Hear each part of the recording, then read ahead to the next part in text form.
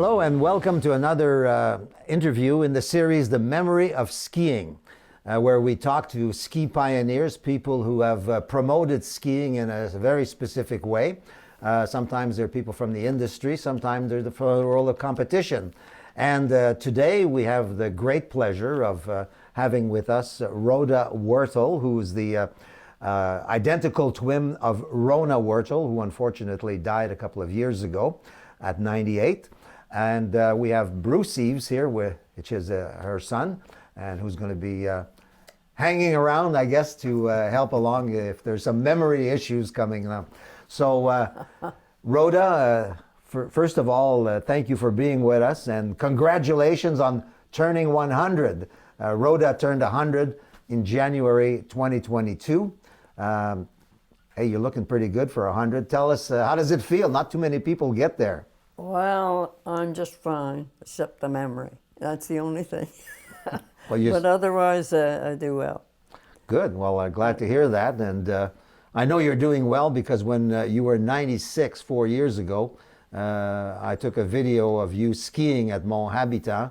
And boy, you still look like a champion at 96. It was a great day. Do you remember it? I do remember it, and Habitant was one of our favorite spots. We taught there a lot, and I enjoyed very much. It was good to see you too. Thank you. And we had your birthday almost every year at Mont Habitant, and girls from the Penguin Ski Club and the Twin Ski would always show up and have a nice birthday cake and stuff like that, celebration, for you and your sister.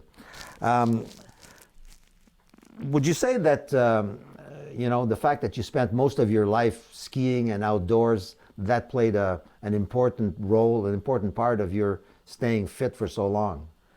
Oh, I guess so. We just thoroughly enjoyed it. And skiers are special people, I think. Yeah.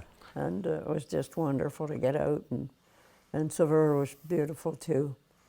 Lots of good memories from that place. Yeah. And of course, being outdoors in the winter, and there's nothing better, I guess. Some people say that health is found in the outdoors, not inside. I believe that too.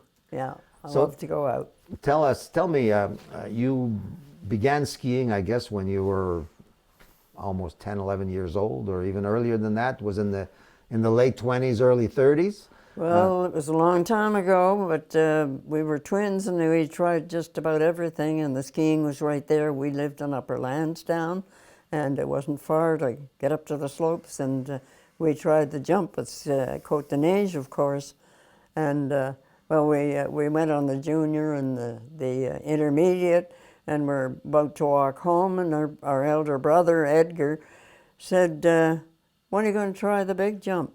We looked at each other and said, right now. So we climbed up the great big high jump, and we took a run. I don't remember who went first, but whatever. And it was quite a thrill, but of course we didn't throw anything to go farther. We just let the speed take us. Just wanted to survive it. We liked it so much that we began to jump and really enjoyed it. So our father came up the next day, and he left his office. He had a big job, and by golly, he didn't say anything to anybody, but he came up with a camera and took movies of us jumping. And Mother heard about it. And I'm sorry to say that was the end of our jumping, because now the ladies are jumping a lot. So we had to quit because Mother said no. You were certainly one of the first women to jump, I guess. It took so long for women to be accepted in the Olympics for ski jumping. Yes, that's true. And I guess in those days, obviously in the 30s, there wasn't much competition. Ski jumping was basically it. There was no kind of slalom or cross-country ski races. Yes, jumping was the big thing, for skiing. And how did you end up ski racing, doing slalom and downhill in those events? Oh, we loved it. We very much loved it, and we competed a great deal and had good times, and were pretty successful. And off and on. Huh? We belonged to the Penguin Ski Club, and that club was started. I don't know who exactly, I've forgotten, but Mr. John Molson gave them the club. Built a beautiful house in Saint Sauveur, and out in a free country, just outside of the town. And the Penguins used to meet there, and it was a beautiful house, and the skiing was always good at Saint Sauveur. And when you started alpine ski racing, were there different events like slalom and downhill and? Yes, that's right. Yes, we competed in both. And you had to ski both, yeah. Nobody was specialized in those days. No, I don't think so. I don't remember being anything about that specialization of it. But, would you say that, ever since I've known you, the twins, you seem to be doing the same thing. You look exactly the same. I couldn't tell one from the other. You dressed the same way. You were obviously competitive with each other. Would you say that the fact that your twin sister was a good skier too is what helped you be better skiers than? Well, I don't know. We just loved it so much and just kept trying to improve and whatnot, and we just had such a good time because we agreed on everything, believe it or not. Not many fights, I can tell you, only over a school book. We had one very expensive one, and it was a great big book. And well, there came a time when we were studying, we had to go into the big book and produce some about geography and whatnot. And maybe one punch on the arm, and then we'd start laughing. So we got along just like that. That's great. And when did you start skiing sort of internationally at really organized events? You skied in the U.S., you skied in Canada, you skied in Europe. Tell us a bit about that period. Well, we thoroughly enjoyed racing, and was just, I can't remember exactly when we started, but it just meant a great deal to us, so we just went after it as much as we could and raced as often as we could. Just got great pleasure out of it. But in the first, at the beginning, there was no real national team. There was no support, no coaching support, and no Olympic team. Yes, I guess we just heard about a race and started that way and liked it so much that we just kept on trying to find more races and did a lot of it. We're successful, quite And you had successful. to pay your own way, I guess, to get those yes. things. Yeah, there was no support. So you basically opened the door for other greats like Well, Lucille Wheeler and Anne Echtveet and Nancy Yes. Green and Linda Crutchfield, our own Linda Crutchfield. Yes. The Laurentian Ski Museum, yeah. That's right. Apparently they said that when you and your sister were in a race, it was practically a done deal that one of you would win it. Well, we had a lot of luck. We thoroughly enjoyed racing, It was just great fun. Now tell me, there was a race apparently at the Taschereau one year where you and your sister were in there, and I think you won by 21 seconds. And men, there was only one class there, was people. Yeah. And you beat the first man by 21 seconds. Well, it was pretty much of a schmozzle. There must have been a mix-up somewhere. Oh, yeah? Oh, yeah. But you won anyway. That's a crazy amount of time. Yeah. And there were good men racers at that point, too. But anyway, those things happened, but it was unfortunate. You beat them all. I beat them all. You beat, that's the important by thing. about 20 seconds. Beating them all, beat the guys up. They must have been not They too must have proud been of themselves delighted. having a girl go ahead of them by 20 seconds. Of course, you competed a lot, and when did you stop competing? In the 40s, I suppose, just before. Yeah, we competed for many years and thoroughly enjoyed it, the traveling and meeting people and the club and everything, the races we adored. But when you stopped competing, you didn't stop skiing, of course. Oh, no. And you of course we started started to teaching. teach. Yeah, tell us about that. Well, the teaching at Saint Sauveur just kept growing and growing. We started with children, and Rhona taught young people, and I started taking people on trips and It was the whatnot. ski hawks and the ski jays. The ski hawks and the ski jays and the That's ski right. chicks, right? The ski chicks for the First young ski ones. hawks and ski jays, I think. The And the ski hawks chicks, were the boys. Rona's were the chicks, the little Okay. ones. And And then you started teaching the mothers, I think. Of, oh yes, yes. And then, The mothers would come to watch the children while they were taking their lessons, and finally, I we think you started to decided teach to. them, and certainly it became very popular because we began to take them on trips. Of course, there were 2 trips every year. For years, we took people up to about 80 people at times. Became so popular, and the husbands came too. So Was of that course, called the Twin Ski Club? yes, twin ski club. Twin Ski. Yeah. Twin Ski, of course, because of the twins. twins, and you know, they were very popular, and people followed you along. Yes, we were very lucky, but and lots of friends, and those trips proved to be very, very popular. I mean, that's quite surprising to get that many people, I think. Yeah, you of course did a lot of other things other than skiing.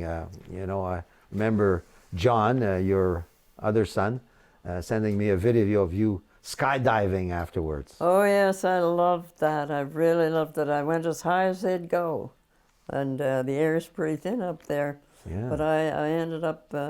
That was in Fiji, visiting John. Oh, I just got the biggest kick out of that, and I've have records of about at least 6 times going. So how old were you then? 98 or something like that? Something like that. I don't think about age. Well, that's a Except good now, thing, the but it's the memory thing, unfortunately. But apart from that, we had such good times. So yeah. I But must say. takes a lot of guts to go jumping. Oh, I don't especially think so. at It was those. just a thrill. Yeah, Lovely. yeah. Great fun. It's a rush, isn't it? Eh? It's a a real rush when you rush. come out of the Yeah. plane and you free fall for a bit. Yeah. Mm. Yeah. And of course, you played golf, and Yes, loved golf too. It's a good game. It's Yeah. time consuming, but beautiful. did some cross country skiing as well. Oh yes, yes, we got into many sports and enjoyed them all. Well, that's good. Rhona got into running one year. Oh yeah. She ran a marathon. Yeah, she did Okay. very well. I didn't do that. I didn't go for the running as much as the other No. sports. Well, I guess you gotta draw the line somewhere, I guess. Eh? And I think you can be proud of all the things you've accomplished over the years, and you know, if running is not one of them, God bless your soul, you did enough. Well, she began running when they moved, out west, and so I didn't see her for quite a while. Your career was well celebrated in many ways. I think you received the Order of Canada Yes, at that some was point. That very was nice. something. Governor General, yes. Picture there, as a matter of fact. Yeah, the Order of Canada. Not everybody gets to Well- deserve that, but both you and your sister, for your accomplishments, Well, well we deserving. were very lucky, and of course had that big club and an awful lot of people in that club. When we used to take groups skiing, and the club had about 86 people up to that amount, Wow. often on trips. Mm. So it was great. And you were also inducted into the Panthéon des Sports du Québec, Yeah. into the Canadian and the Laurentian Ski Hall of Fame. Yeah. Laurentian Ski Hall of Fame is special because, of course, the Laurentians are known as the birthplace of skiing in Canada. That's You remembered that evening? You were inducted several times, actually, with your twin sister for your career, and also for the twin ski clubs, the Ski Jays. Oh yes. Well, we had so many good times though, and skiing's just such a wonderful sport to get outside and enjoy the sunshine, the good snow, And the good people who and the come people, to, I should say. But Great tell times. me, when you started teaching at Mont-Saint-Sauveur, when you had the ski chicks and the ski jays and all that, What kind of lifts did they have over there? Do you remember? Oh, there were rope tows. Rope tows, Rope imagine tows, that. you bet. And then, then they finally improved and got the chairlift, but it was quite a while. And the whole valley, I mean, you could start way, way over and right into Avila next door. Yeah. Was quite an area, very good skiing. It was quite the evolution, I guess, in ski areas and That's skiing right. in the Laurentians, obviously, where it all started with the first rope tow at Foster and Yes, in yes. Shawbridge. That's right, But you know, Shawbridge, yes. the quality of the skiing. You say it was good skiing, but there was no grooming like we have today. Yeah, yeah. Well, different, but it was just rougher. great skiing. Yeah. Had to make a start. Had to make a start somewhere. You're right, Yeah. and it was much more difficult, I suppose, skiing in those days than it is now.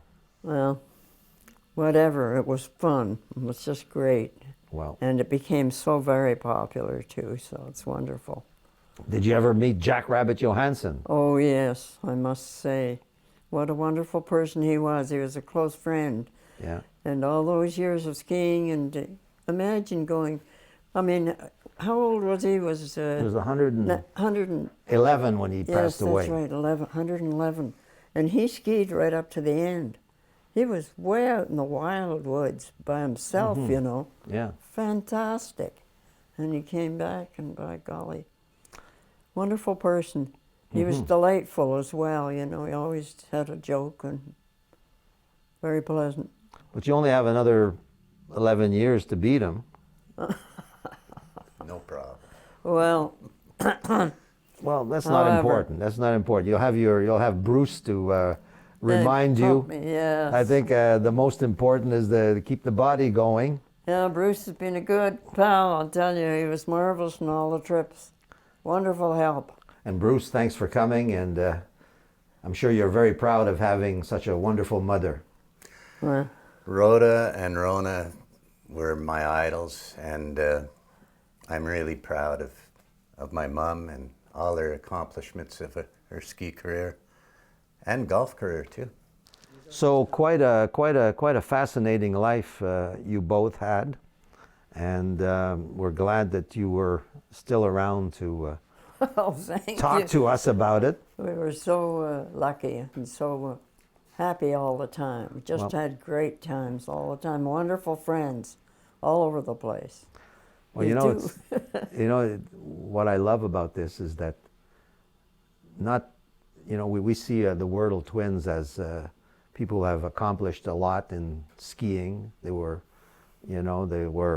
trailblazers for other people who came afterwards who had it a little bit easier, thanks to them.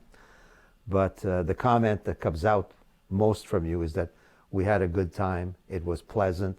We met a lot of nice people. And I think that's a nice message to send to... Well, to it's true. I think skiers are fun people, and in sports you have to enjoy it all. That's why you do it, and those are nice people. And you couldn't end the interview with a better statement. Thank you very much, Rhoda. Thank you, Guy. It's so and good thank to Bruce see for you. coming along. And yes, well, hopefully we'll see you. We'll Good see job, you again Rhoda. soon. Thanks Good very job. much. Way to go. Thank bet. you. Guy.